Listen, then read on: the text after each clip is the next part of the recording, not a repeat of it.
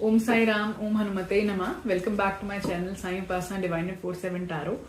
और ये एक mid monthly energy checking video है, again generic one for all the moon and rising sign and not for sun sign. इसमें हम देखेंगे कि मिड मंथ में किस तरह से हमारी एनर्जीज जो हैं वो शेप एंड फॉर्म ले रही हैं, किस तरह से ड्रॉ हो रही हैं, क्या पॉसिबल गाइडेंस हो सकता है ताकि हम अपनी एनर्जीज को और अपने सर्कमस्टांसेस को बेस्ट आर्टिकुलेट कर सके according to situations that we are इन।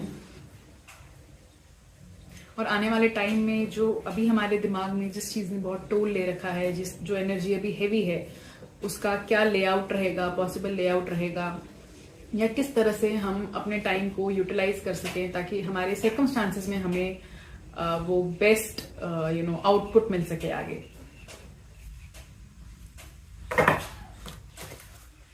तो शुरू करते हैं। लेट्स स्टार्ट विद एरीज और मेष।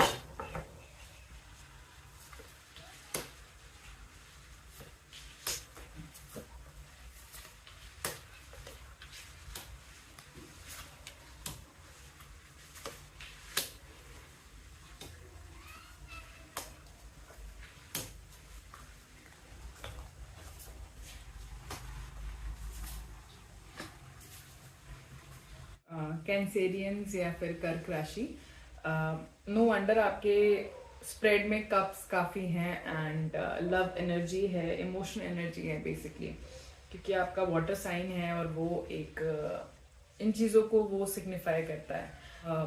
सो आई फील कि कुछ एक ड्राइव है आपके लाइफ में, कुछ एक पैशन है जिसको आप फॉलो कर रहे हो, कुछ एक कुछ चीजें, कुछ थॉट्स आपके आप अपने थॉट्स में कंज्यूम्ड हो और आप कुछ इग्नाइट करना चाहते हो आउट ऑफ दैट, कुछ चीजें आप बिल्डअप कर रहे हो and you want to do that. It could be related to work, या फिर आप कुछ कुछ भी, कोई हो सकता है वर्क रिलेटेड है, या फिर कोई एक आइडिया है, आप उसको इम्प्लीमेंट करना चाहते हो और आप काफी टाइम से आपने हो सकता है पहले कभी कुछ लोगों से उसके लिए गाइडेंस ली थी, दो चार लोगों से बात करी थी, एक आपका एक इंडिविजुअल प्रोजेक्ट नहीं था बट हो सकता है कुछ कोलैबोरेशन था पहले, एंड आप उसको एक तरह से एक फॉरवर्ड मूवमेंट करना चाहते हो उस पे। एंड इसमें आपके I believe for many of you एक फीमेल एनर्जी इन्वॉल्व है जिसका काफी सपोर्ट है। Could be a mother figure for most of you, for others take it as it resonate. कोई ऐसी फीमेल फिगर जिसका सपोर्ट काफी है और उसकी वजह से आप थोड़ा सा ड्रिवन फील कर रहे हो, इस चीज को इम्प्लीमेंट करना चाहते हो।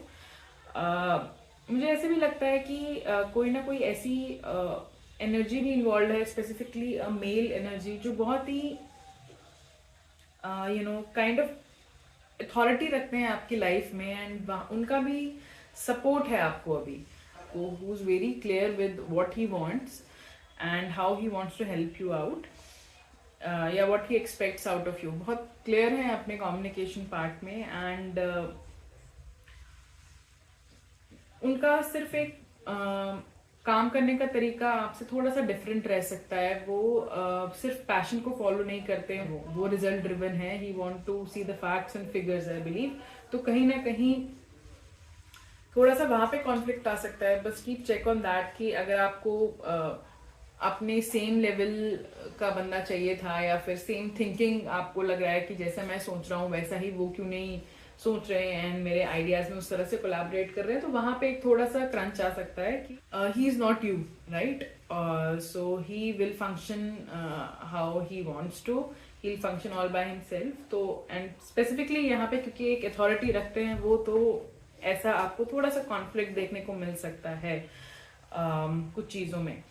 अगर आपको लग रहा था कि वो लोगों के लिए पैशनेट होने चाहिए, थोड़े से एम्पैथेटिक होने चाहिए, वो ऐसे फिगर हो सकते हैं आपकी लाइफ में जो रीजंस नहीं देंगे, हर एक को समझाने नहीं बैठेंगे कि वो उस चीज पे डिसीजन क्यों नहीं ले रहे हैं, उस चीज पे कोलैबोरेट क्यों नहीं कर रहे हैं।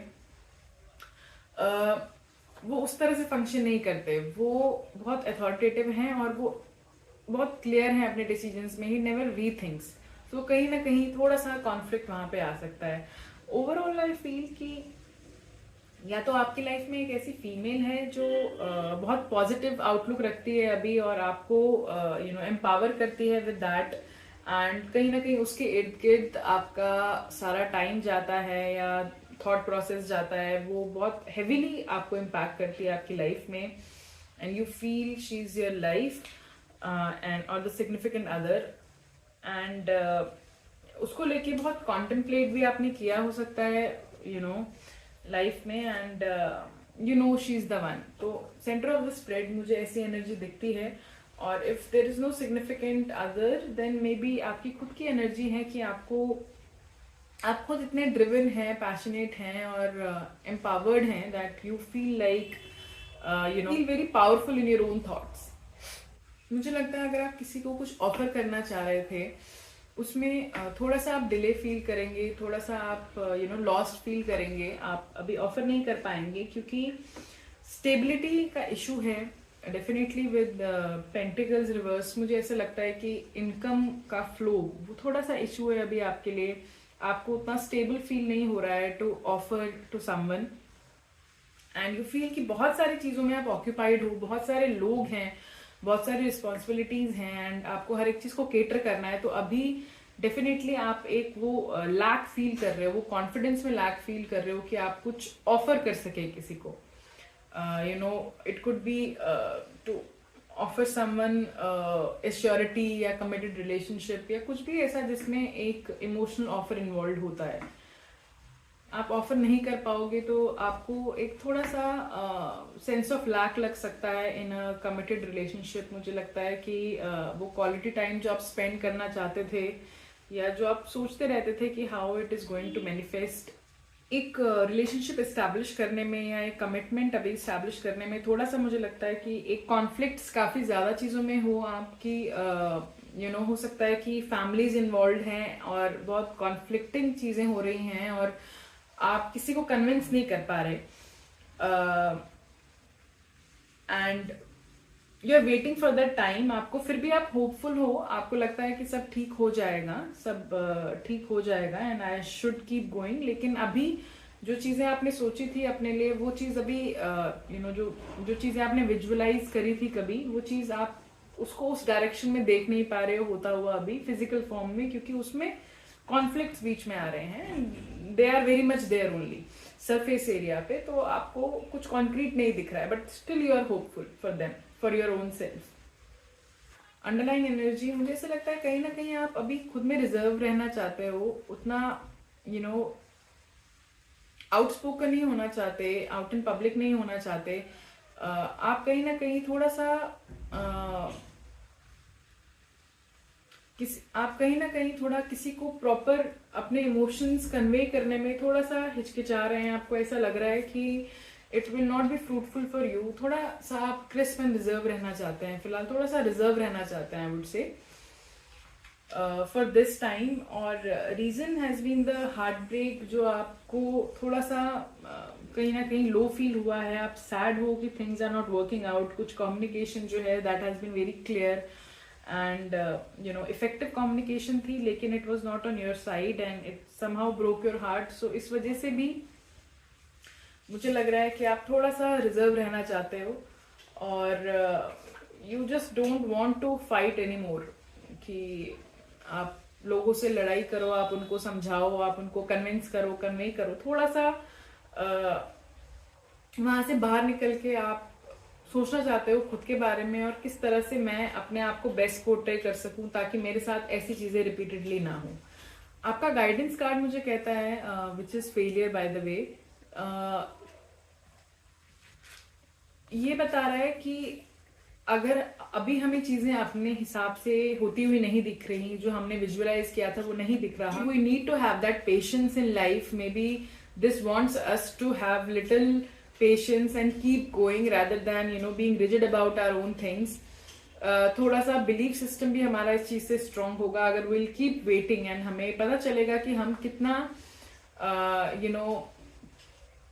कितनी वो चीज हमारे लिए इम्पोर्टेंट है और हम कितना डेडिकेटेडली उस चीज के लिए वेट कर सकते हैं। It could be for a person, for good times और for any other such opportunity in life.